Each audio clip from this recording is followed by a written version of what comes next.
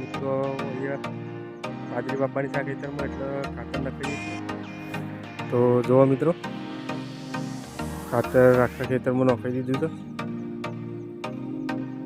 અને ખાતર ફેદે તરત શેરી નાખીને બાજરી ઉગાડવાની. તો નકશો પણ આવ્યા છે ખાતર ફેદવા બોલે. તો જુઓ મિત્રો, આ ડાળીઓ બંધ થઈ કાઢ્યું છે. હવે આમાં બાજરી ઉગાડવાની છે. તો વિડીયોમાં બને રહેજો છેલ્લે સુધી. નાખી દીધું છે ખેતરમાં. આ બાજુ આટલું ફેદીએ કાઢી. હવે આ ભાગ બધું ફેદવાનો બાકી છે. આમાં બાજરી ઉગાડવાની છે. તમે જુઓ, 11 વાગી ગયા છે. તો ખેડૂત કેટલી મહેનત કરે છે તમે જોઈ લો મિત્રો. છતાં પણ ખેડૂતનું કોઈ માન સન્માન છે નહીં અને ખેડૂત અનાજ પકવી અને વેચવા જાય એટલે એ લોકોને કોઈ ભાવ મળતો. તો જોયો મિત્રો, ખેડૂત કેટલી મહેનત કરે. ઘણા તડકર તપીને ધન પકવા જતો હોય ખેડૂતનું સંબંધની વાત કરે. વિડીયોમાં બનાવી લેજો મિત્રો. પાછામાં આપણે ફોર્મ લાગી દઈશું. ખાતર ખેડવા આ બાજુ ભાગ બધો ખેડી કાઢ્યો છે.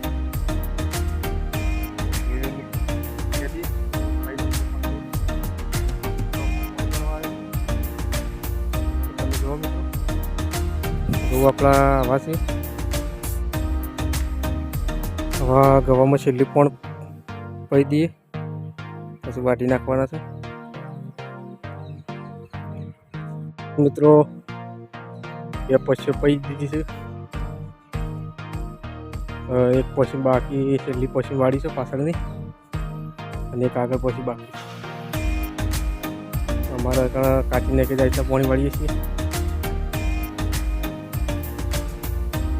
તો જો ખેડૂત કેટલી તકલીફ બેઠો છે, કેવી રીતે ધોન પકવો છે. અનાજ એમનામ જ પાકી જાય પણ અનાજ કેવી રીતે પકવાય ને કેવી રીતે ઉત્પન્ન થાય છે ને, તો એ ખેડૂત છોકરો હોય ને એ જ જોવે. તો વિડીયોમાં બનાવી રહેજો મિત્રો લાસ્ટ સુધી.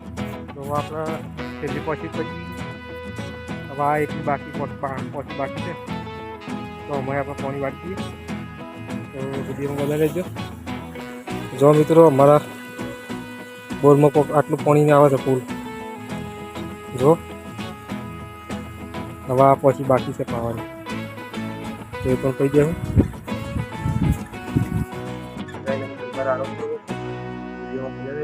મિત્રો ખાતર બધું ફેરી કાઢ્યું છે અને ખાતરમાં બધો આળો આવ્યો તો તે નક્ષીન મમ્મી બે જણા આળો વેણું છે. તમે જોઈ લો. આગળ હેડવા બોલાવ્યું છે ટ્રેક્ટર.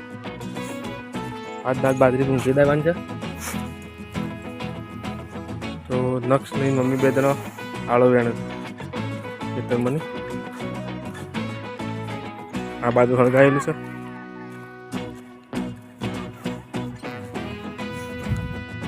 આપણે બાજરી લેતા બાટલો ને બાજરી બે લે હું લેતા હોઉં.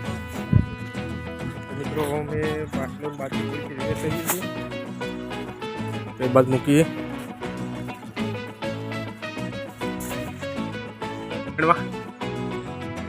અને જો ટ્રેક્ટર આવી નહીં 5 વાગી ગયા છે.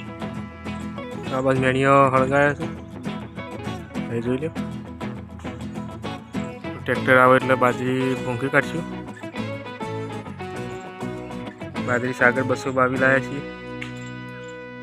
તમે જોઈ લો મિત્રો.